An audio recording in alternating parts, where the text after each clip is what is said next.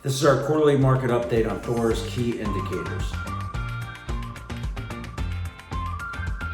Hi, Jim Gore from THOR Wealth Management.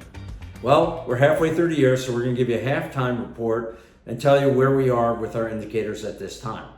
First thing we look at is the THORdex. And the THORdex is our proprietary index, and it's really not a market timing index to tell you to get in and out of the portfolio. What it is it's telling us if the market is expensive or not. And right now, the market is expensive. Anything over 80 means it's very expensive. We're at 74.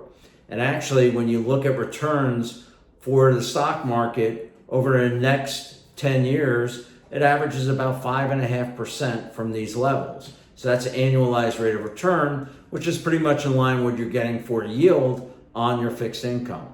So this is a time that you want to have less in equities than your target. Next thing we look at is your fixed income portfolio. And we'll look at two things: duration. Do I own a 1-year treasury or do I own a 10-year treasury? Duration right now is still positive. It's a positive 1. So that means that it's good to put money in bonds at this juncture and a little bit longer term bonds.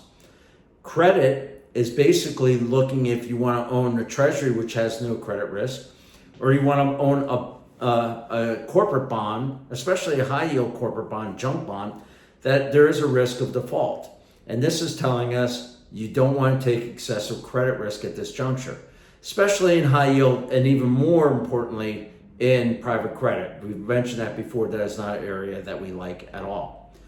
So looking at this, we're less in equities.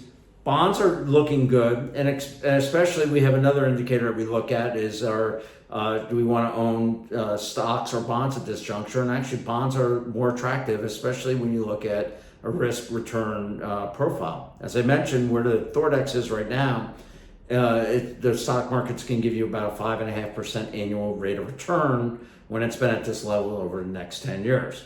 You can get that type of return in bonds, a little bit longer trade data bonds. So why take the excessive risk of putting a lot of your money in equities? So you want to be less in equities. You want to have money in the fixed income market. You want to be up to target or maybe a little bit above that. And because of that, you want to own some investments that are non-correlated or alternative investments in your portfolio. There is one change that occurred that I think is important to talk about here, and that's looking at small company stocks relative to large company stocks. So this is going back to 1925, and during the second quarter was a horrible quarter for small companies, and we actually saw this dip to the lowest level. Only 2 other times has it been lower than this, and that's at the end of 1999 and back in the early 30s.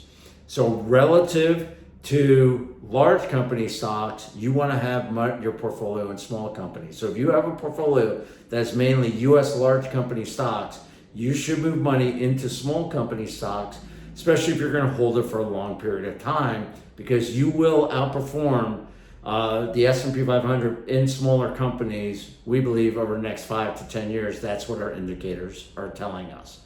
Now, the question is, Jim, are you loading up on small companies? You're underweight in equities.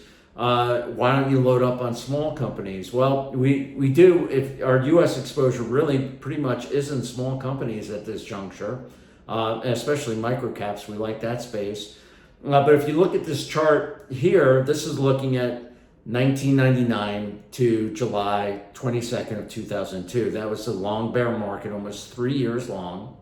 And the reason why I use that is because 2 market updates ago, and you can go on our YouTube channel or go to our website, you can see that we did one that was called Why Valuation Matters. And we talked about NVIDIA and Cisco, and the returns have been very similar over the last 3 years for NVIDIA as Cisco was from 1997 to 1999. Eerily similar. So if you look at this, what happened with small companies versus large companies, you can see that you did better with small companies than you did large companies, but you still lost money. Note here, if you were in bonds, you had a pretty good return over that bear market. You actually made money. And this is why we actually have some bond exposure in our 100% equity portfolios, because on a relative basis, bonds look more attractive, especially on a risk-adjusted basis, than U.S. large company stocks. But this is somewhat the art here. There's the science of looking at the charts. Let's talk about the art. Small companies have done very well recently, and they've shot up. Well, they did the same thing back at the beginning of 2000. You can see that by the purple chart. In first 2 months, small company stocks were up about 23%, large companies were negative. However, in less than 1 month, see a second arrow, small company stocks came down. So right now, because the THORdex is expensive, we're not jumping right now into small companies, but we're doing a lot of homework in that space. We do have exposure in small companies in the US, but also in emerging markets. We like the space overall, but it's not time to back up the truck yet. It's time to be a little bit patient. Just like in, we think we could have a time period like 2000 to 2002. You can make more money with some alternatives with fixed income, but we're looking for that opportunity to jump into small companies, and we will start to overweight that space somewhere down the road. Is it going to be 6 months, 9 months? Don't know. We're going to follow our indicators to tell us where to go. If you have any questions or concerns, as always, reach out to us at THORwealthmanagement.com or give us a call. Take care. I look forward to talking to you in a couple weeks.